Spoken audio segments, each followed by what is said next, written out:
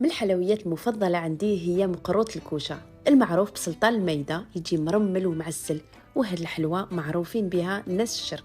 ندير 3 كيلات سميد ممسوحين، يعني الكيله ما تكونش بومبي والسميد متوسط. نحط نص مغرفه صغيره ملح في كل كيله ونخلط. نجوزو للسمن هنا خدمتو بسمن المرجان، ندير ميم با كيله غير ربع، يعني ما تلحقش. ندوبو ونخليه يبرد، ونكمل نعمر الباقي بزبده دايبه وبارده تاني، ونفرغ حتى يفيض لو بول. وهنا نبسس ونحك مليح بين يديا السميد مع اليدام. نشكل وين بول كيما هادي، نعبز عليها مليح، لازم كي نرميها هكذا ما تتكسرش. ومن بعد نبدا نجمع بكيله فيها نص ما ونص مزهر، وهاوليك شحال قعد لي منها. نغطيه ونخليه يريح 2 سوايع ونص على الاقل. نوجد الغرس، درت 650 غرام، ولا بات كي وزنتها جاتني فيها كيلو 800. وزدت نص مغرفه صغيره قرفه مع مغرفه صغيره سمن وشويه مزهر، ونعجنو حتى يولي طري. ومن بعد نشكل دي بوده. بعد ما لا بات ريحت راهي ناشفه، ناخذ شويه من العجينه ونشمخها بالماء والمزهر اللي قعد لي حتى تولي هكذا، ماهيش ناشفه وتتشقق وما راهيش طريه بزاف.